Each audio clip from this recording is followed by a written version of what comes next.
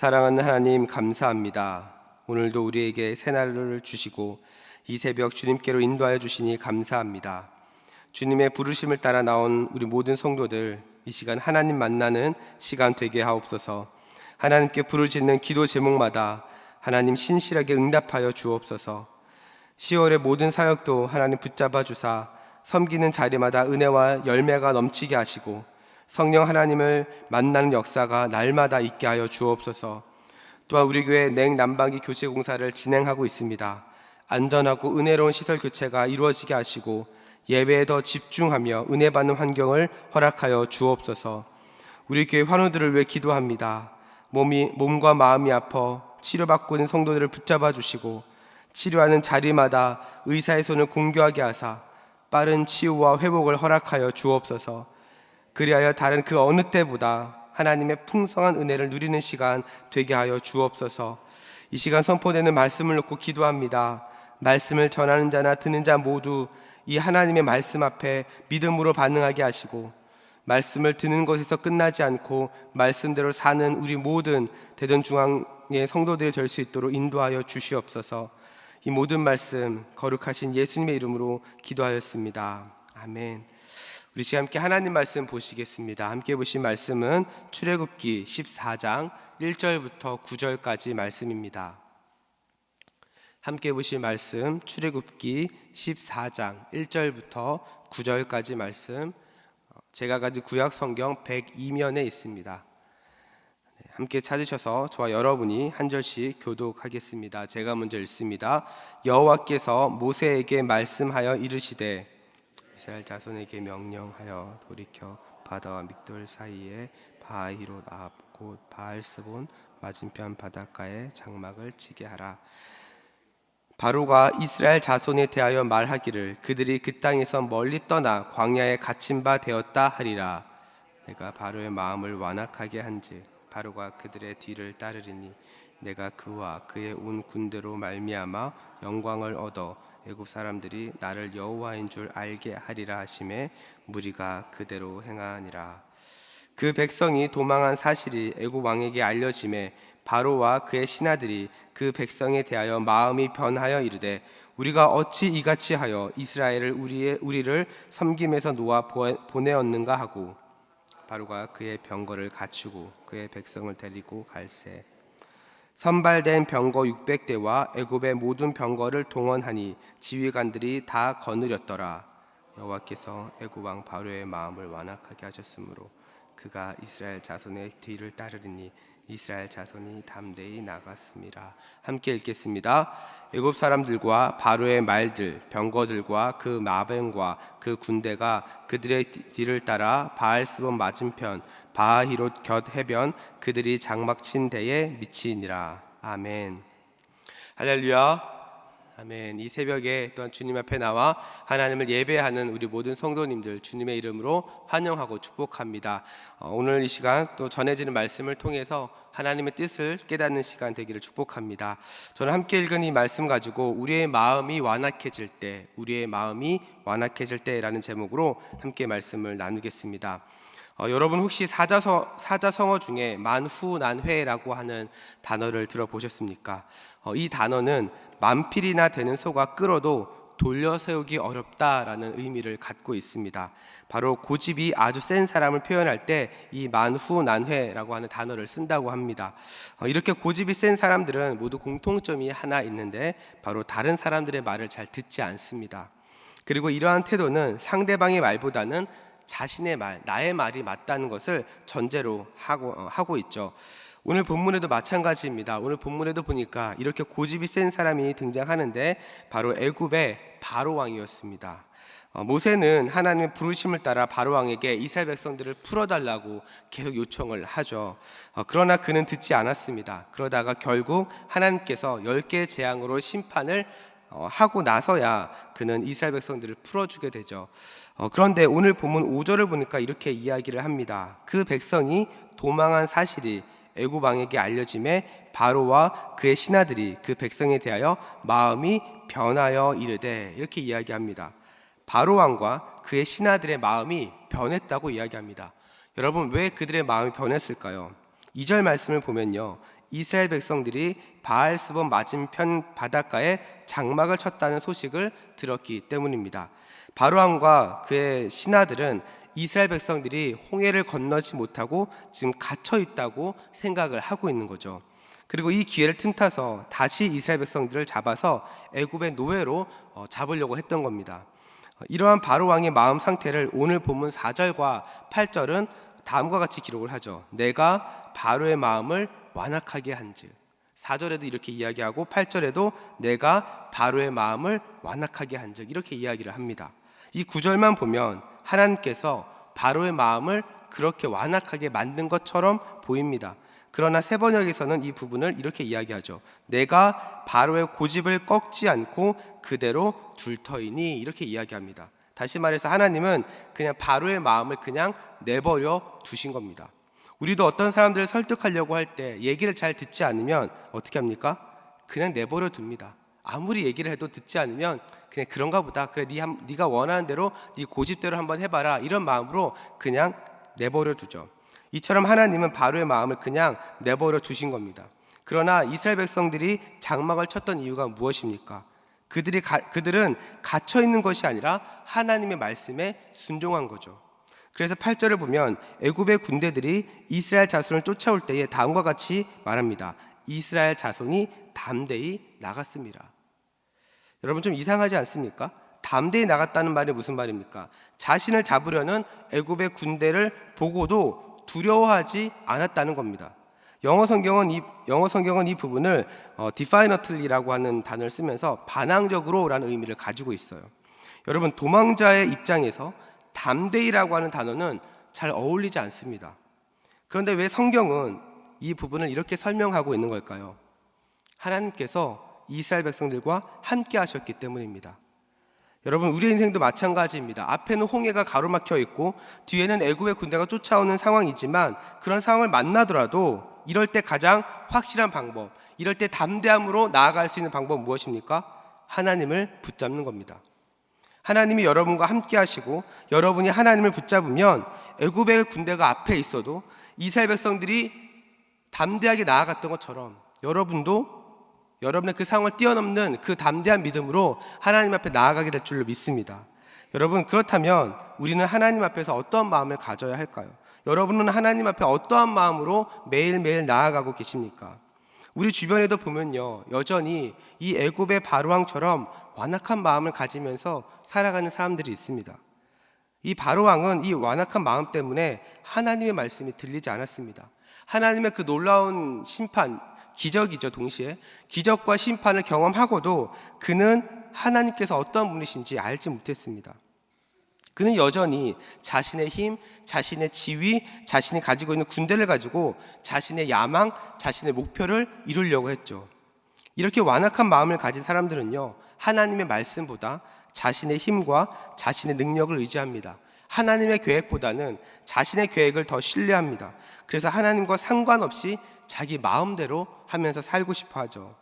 우리는 이런 사람들을 주변에서 종종 봅니다. 그것이 때로는 우리의 가족일 수도 있고요, 때로는 친척일 수도 있고 우리의 직장 동료일 수도 있고요, 또한 주변에 우리가 아는 전도하고자 하는 사람일 수도 있습니다.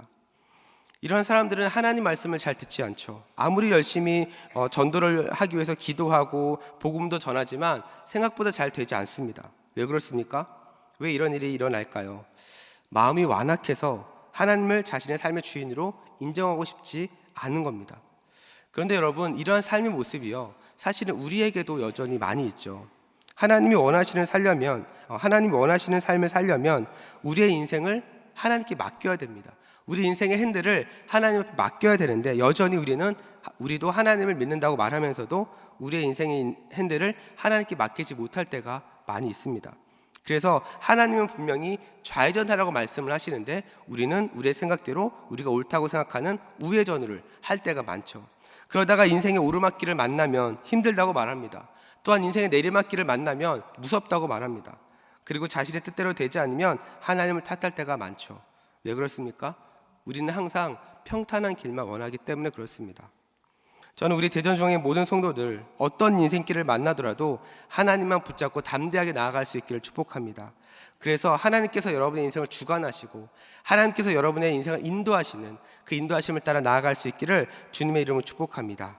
그런데 여러분, 우리가 사는 지금 이 시대에는요, 오늘 본문의 바로왕의 마음처럼 우리의 마음을 완악하게 만드는 요소들이 정말 많은 것 같습니다. 로마서 1장 24절 말씀을 보면요, 바울은 그 사람들의 마음이 욕망으로 가득 차 있기 때문에 하나님께서 그들의 정욕대로 그 마음을 내버려 두셨다라고 이야기를 합니다. 다시 말해서 하나님이 인간의 정욕대로 사는 모든 사람들의 마음을 지금 완악한 상태로 그냥 내버려 두셨다는 겁니다. 여러분, 만약 우리도 이렇게 살게 되면 어떻게 될까요?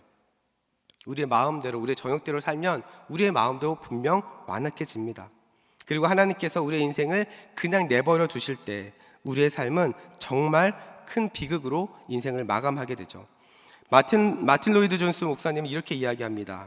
이 세상은 죄에 빠져들지만 하나님은 그것을 제한하시고 억제하신다. 만일 하나님이 그렇게 하지 않으신다면 이 세상은 그야말로 혼돈과 지옥이 될 것이다. 하나님이 더 이상 제어하지 않으신다면 사람들의 마음은 언제든지 완악하게 되고 말 것이다. 여러분, 우리가 살면서 때로는 우리의 인생이 계획대로 풀리지 않을 때가 많습니다. 우리가 하나님 앞에 기도해도 하나님께서는 우리의 기도를 응답하지 않으실 때가 더 많이 그렇게 느껴질 때가 많이 있습니다. 그런데 여러분, 그렇게 기도했음에도 불구하고 하나님께서 응답해 주시지 않으실 때는 그럴 만한 이유가 있는 겁니다. 하나님께서 우리 인생 가운데 제어를 하시는 겁니다. 우리가 원하는 것을 가지고 우리가 원하는 대로 하나님께서 해주기를 원하시는 것, 물론 하나님은 우리가 원하는 것을 다 이루어질 수 있는 분인 것도 맞지만 우리를 향하신 하나님의 계획에 그것이 옳지 않으면, 그것이 맞지 않을 때는 때로는 하나님이 그것을 제어하신다는 거죠. 여러분, 우리가 살면서 정말 큰 비극이 무엇일까요? 우리가 다른 집보다 우리 집이 가난하다는 것이 비극입니까? 아니면 우리 자녀들이 좋은 대학 가지 못하는 것이 비극입니까? 아닙니다. 우리 인생에서 가장 큰 비극은 우리의 마음이 완악해져서 하나님이 우리를 그냥 내버려 두시는 것, 그것이 가장 큰 비극입니다. 로마서 1장 32절 말씀을 보면 완악한 마음으로 사는 사람들의 마지막 모습을 다음과 같이 이야기합니다. 그들이 이 같은 일을 행하는 자는 사형에 해당한다고 하나님께서 정하심을 알고도 자기들만 행할 뿐 아니라 또한 그런 일을 행하는 자들을 옳다 하느니라. 어떻게 마무리됩니까? 사형을 당할 것을 알고도 자신들의 행위가 옳다고 말한다는 거예요.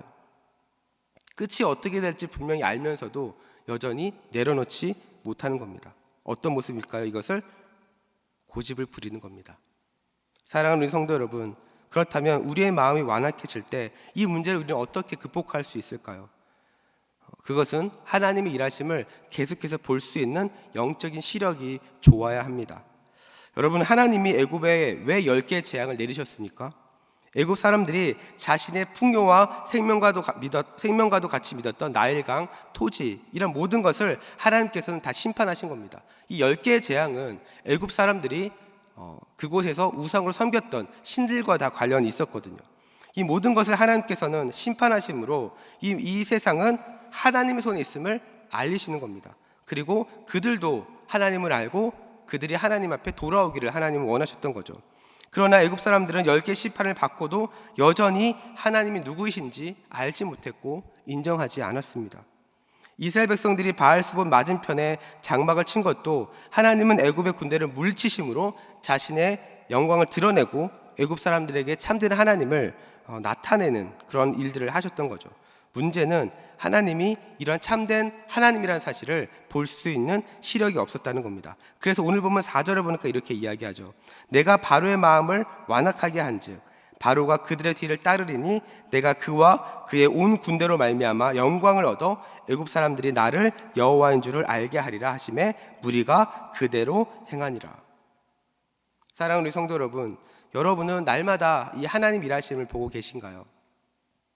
만약 우리의 매일의 삶에서 하나님 일하심을 발견하지 못한다고 한다면 우리의 마음은 완악해질 가능성이 높습니다. 우리의 삶이 우리의 정욕대로 따라갈 가능성이 매우 높습니다. 그리고 이러한 인생은 결국 하나님께서 말씀하시는 것처럼 사망으로 이어질 가능성이 높은 거죠.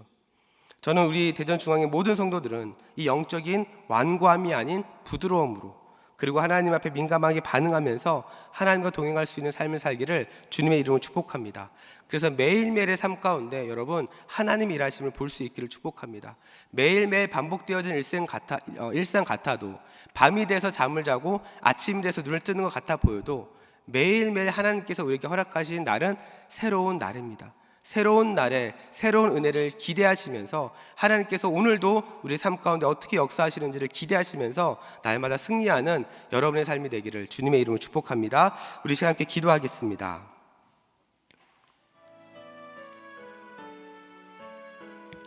우리 시간 기도하실 때 우리 먼저 함께 나눈 말씀 붙잡고 기도합시다. 이 시간 기도하실 때 우리 안에 있는 완악한 마음을 하나님 제거하여 주시옵소서. 하나님 우리의 마음 가운데 우리의 심령 가운데 정말 부드러운 마음들을 주셔서 하나님의 뜻에 민감하게 반응할 수 있도록 하나님 우리의 마음을 붙잡아 주옵소서. 그래서 어떤 상황을 만나더라도 하나님의 뜻을 신뢰하며 담대한 마음으로 나아가는 그런 우리의 인생이 될 수 있게 달라고 함께 기도하기를 소망합니다. 또한 10월의 모든 사역이 하나님의 은혜 가운데 열매가 풍성한 한 달이 될 수 있도록 함께 기도해 주시고, 또한 교회의 냉난방기 교체 작업이 은혜롭고 수월하게 잘 진행될 수 있도록 함께 기도해 주시기 바랍니다. 또한 우리 10월 27일 광화문 연합집회를 통해 성경적 가치관을 공격하는 모든 악법이 폐지되게 하시고 하나님 나라의 올바른 가치관이 잘 세워질 수 있도록 이 나라와 민족을 위해서도 함께 기도해 주시기 바랍니다. 또한 우리 교회 파송 선교사님들의 그 건강과 사역을 위해서도 합심으로 기도해 주시면 되겠습니다. 이 시간 기도하실 때 우리 주님 한번 외치고 함께 기도하며 나아갑니다.